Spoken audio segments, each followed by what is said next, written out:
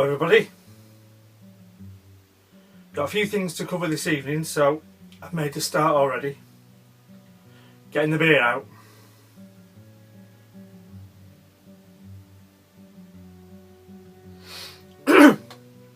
So tonight's another Weiss beer. Erdinger Weiss beer. Private brewery since 1886. Now, Erdinger claims to be the world's largest wheat beer brewery. When you look at the pictures on the website, the front of the brewery that the tourists and visitors will see does look like a traditional sort of is it Bavarian building.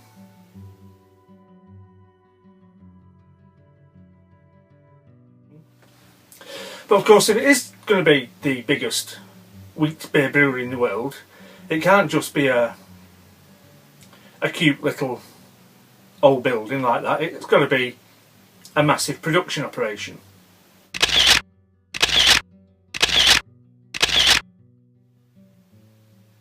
So what is it exactly they're producing? Wheat beer. This is a ½ litre bottle. And I can't see where it says what the strength is. Oh, there we go, 5.3%. So, cloudy, as you would imagine.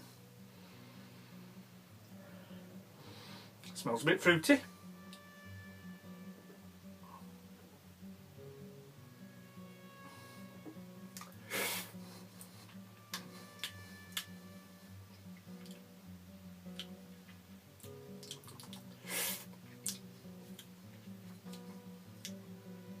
That's nice.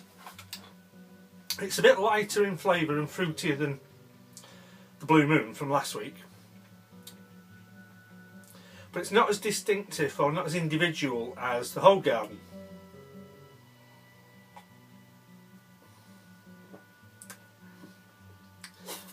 But it's a very easy beer to drink. Now let's crack on.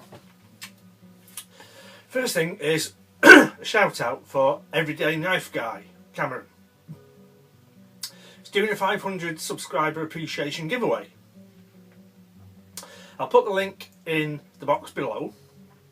There's a couple of prizes. There's a prize for people who subscribe after the competition was announced. That's a multi-tool. And then there's a prize for people who were already subscribed before he announced the competition. That's a shit pile of stuff. There's a Maxpedition pouch, there's a full-size multi-tool, there's a keychain multi-tool, there's a flashlight, I think there's a knife as well. So get along to Everyday Knife Guy's channel. Make some great videos, paracord tutorials, knife reviews, gear reviews, and if you like what you see, subscribe.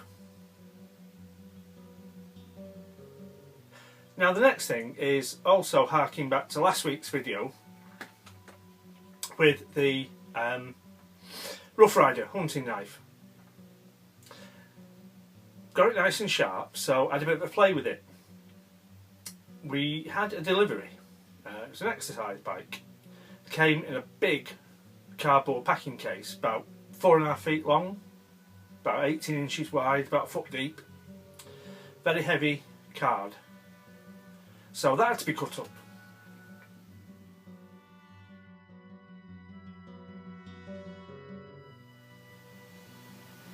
And as you can see from that picture, the Roughrider did quite well. But how is the edge after its first go at doing some proper work?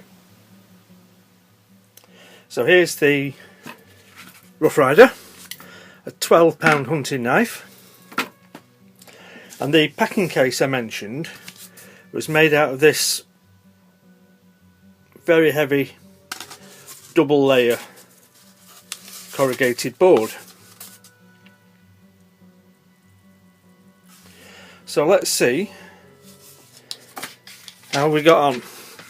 you may be able to see actually there's still some crud on the blade. Hang on. From tape on the box, but I have given it a wipe to try and get the edge a bit cleaner. So on the usual catalogue paper,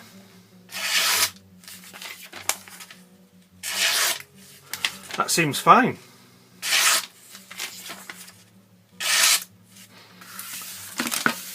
But then, will our 12 quid hunting knife still cut the phone book paper after doing a bit of proper work?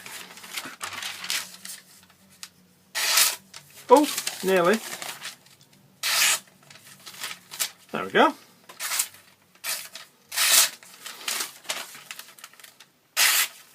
I think we have to be honest, it's not quite as sharp as it was before the test, but it's not bad, really.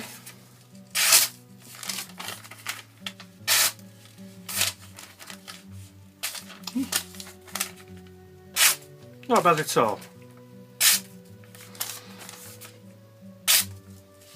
So, I would say, based on that first quick test, slicing up a big packing case made out of this stuff, the Roughrider's come through with flying colours.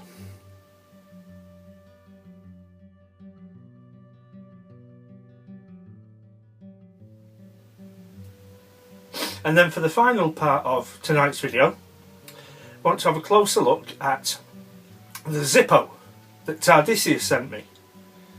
Lovely, lovely little thing it is. I can well imagine that my Zippo collection won't stay at one Zippo for very long. So let's have a look. So the first thing we'll notice is it's pound shop lighter fluid. I probably will go on to Tinternet and get some proper Zippo fluid. Or maybe actually I've had a recommendation that Coleman is good quality stuff. But get some proper lighter fluid and a packet of flints and replacement wicks. But I was a bit impatient. I didn't want to wait for them to be delivered, so pound shop petrol. It's a lovely thing, this Zippo. It's a high polish mirror finish with the case logo very nicely etched in.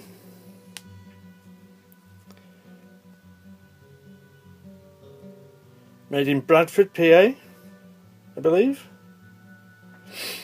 December 2012. So, let's crack on. Never had a Zippo before, so this is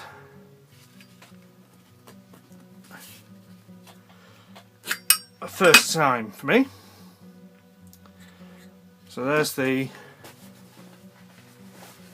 padding.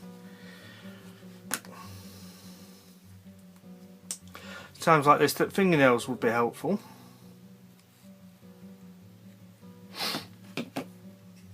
So I believe we just lift up the big wadding top and bosh it all in.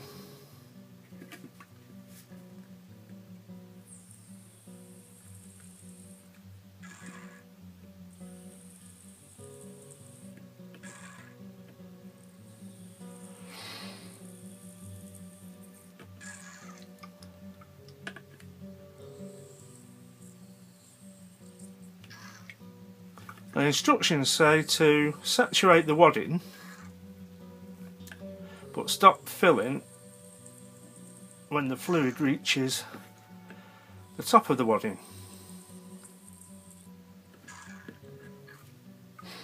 I have no idea whether I've put enough in or not. So what I'll do is I'll stop there.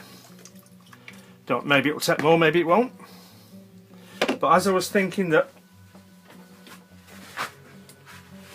I get some more quality fluid for the next refill, don't really need it to be full.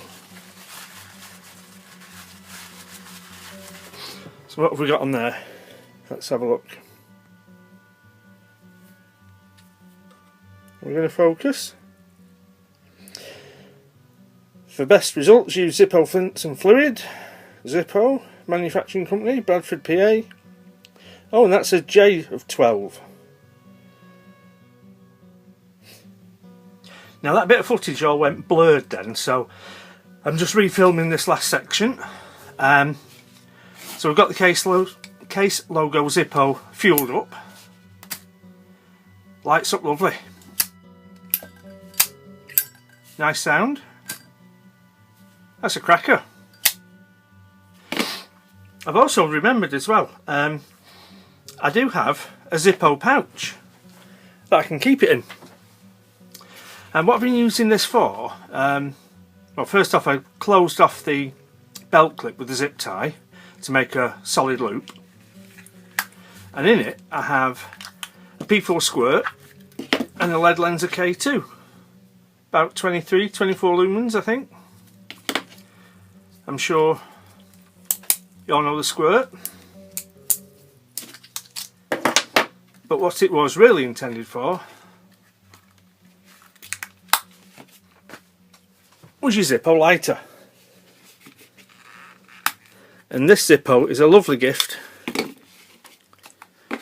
from Tardisius.